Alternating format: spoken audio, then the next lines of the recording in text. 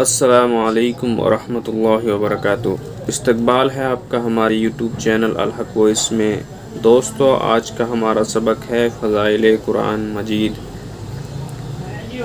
بسم اللہ الرحمن الرحیم۔ حضرت عثمان رضی اللہ تعالیٰ عنہ سے حضور اقدس صلی اللہ علیہ وسلم کا ارشاد منقول ہے کہ تم میں سب سے بہتر وہ ہے جو قرآن شریف کو سیکھے اور سکھائے۔ تم میں سب سے بہتر شخص وہ ہے جو قرآن شریف کو سیکھے اور سکھائے۔ اکثر کتب میں یہ روایت واو کے ساتھ ہے جس کا ترجمہ لکھا گیا۔ اس صورت میں فضیلت اس شخص کے لیے ہے جو کلام مجید سیکھے اور سکھائے اور اس کے بعد دوسروں کو سکھائے، لیکن بعض کتب میں یہ روایت او کے ساتھ وارد ہوئی ہے۔ اس صورت میں بہتری اور فضیلت عام ہوگی کہ خود سیکھے یا دوسروں کو سکھائے، دونوں کے لیے مستقل خیر و بہتری ہے۔ دونوں کے لیے خیر ہے اور ان کے لیے بہتری ہے ہر حال میں۔ کلام پاک چونکہ اصل دین ہے، کلام پاک اصل دین ہے، اس کی بقا و اشاعت پر ہی دین کا مدار ہے، اس لیے اس کے سیکھنے اور سکھانے کا افضل ہونا ظاہر ہے۔ کسی توضیح کا محتاج نہیں، البتہ اس کی قسمیں مختلف ہیں۔ کمال اس کا یہ ہے کہ مطالب و مقاصد سمیت سیکھے اور ادنیٰ درجہ اس کا یہ ہے کہ فقط الفاظ سیکھے۔ نبی کریم صلی اللہ علیہ وسلم کا دوسرا ارشاد حدیث مذکور کی تائید کرتا ہے جو سعید بن سلیم رضی اللہ تعالی عنہ سے مرسلاً منقول ہے کہ جو شخص قرآن شریف کو حاصل کر لے اور پھر کسی دوسرے شخص کو جو کوئی اور چیز عطا کیا گیا ہو وہ اپنے سے افضل سمجھے تو اس نے حق تعالی شانہ کے اس انعام کی جو اپنے کلام پاک کی وجہ سے اس پر فرمایا ہے تحقیر کی ہے، چھوٹا سمجھا ہے۔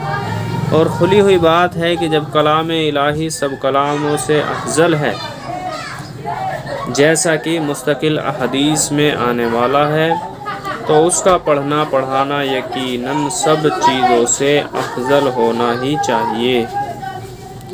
ایک دوسری حدیث سے ملا علی قاری رحمۃ اللہ علیہ نے نقل کیا ہے کہ جس شخص نے کلام پاک کو حاصل کر لیا اس نے علوم نبوت کو اپنی پیشانی میں جمع کر لیا۔ دیکھو کتنی بڑی فضیلت ہے، کتنی بڑی بات ہے۔ ملا علی قاری رحمۃ اللہ علیہ نے نقل کیا ہے جس شخص نے کلام پاک کو حاصل کر لیا اس نے علوم نبوت کو اپنی پیشانی میں جمع کر لیا۔ سہل تستری رحمۃ اللہ علیہ فرماتے ہیں کہ حق تعالی شانہ سے محبت کی علامت یہ ہے کہ اس کے کلام پاک کی محبت دل میں ہو۔ شرع احیا میں ان لوگوں کی فہرست میں جو قیامت کے ہولناک دن میں عرش کے سائے کے نیچے رہیں گے ان لوگوں کو بھی شمار کیا ہے جو مسلمانوں کے بچوں کو قرآن پاک کی تعلیم دیتے ہیں، نیز ان لوگوں کو بھی شمار کیا ہے جو بچپن میں قرآن شریف سکھاتے ہیں اور بڑے ہو کر اس کی تلاوت کا اہتمام کرتے ہیں۔ ابو سعید رضی اللہ تعالی عنہ سے حضور اقدس صلی اللہ علیہ وسلم کا ارشاد منقول ہے کہ حق سبحانہ و تقدس کا یہ فرمان ہے کہ جس شخص کو قرآن شریف کی مشغولی کی وجہ سے ذکر کرنے اور دعائیں مانگنے کی فرصت نہیں ملتی میں اس کو سب دعائیں مانگنے والوں سے زیادہ عطا کرتا ہوں۔ دیکھیے کتنی بڑی بات ہے، یعنی قرآن شریف پڑھنے والے کو اگر قرآن شریف پڑھنے کی وجہ سے ٹائم نہیں ملتا ذکر کرنے کا اور دعا مانگنے کا، تو میں اللہ تعالیٰ فرما رہا ہے کہ میں اس کو سب دعا مانگنے والوں سے زیادہ عطا کرتا ہوں، اور اللہ تعالیٰ شانہ کلام کو سب کلاموں پر ایسی ہی فضیلت ہے جیسے کہ خود حق تعالیٰ شانہ کو تمام مخلوق پر۔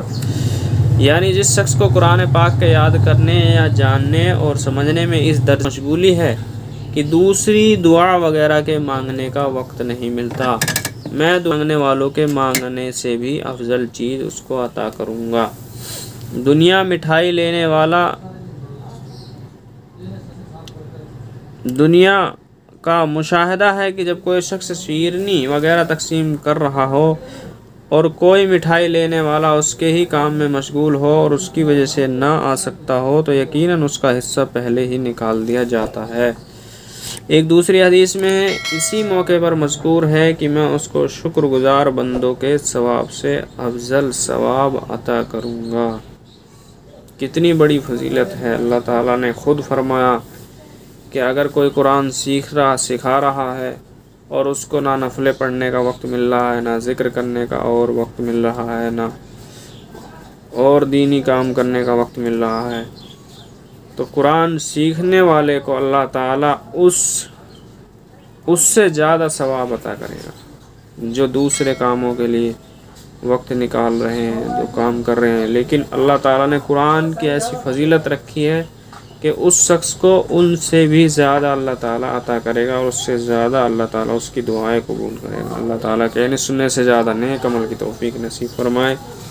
آپ سے درخواست ہے، آپ نے اگر ہماری اس ویڈیو کو مکمل دیکھ لیا ہے تو آپ سے درخواست ہے، اگر چینل سبسکرائب نہیں کیا ہے تو آپ ہمارا چینل سبسکرائب کر لیجئے۔ السلام علیکم ورحمۃ اللہ وبرکاتہ۔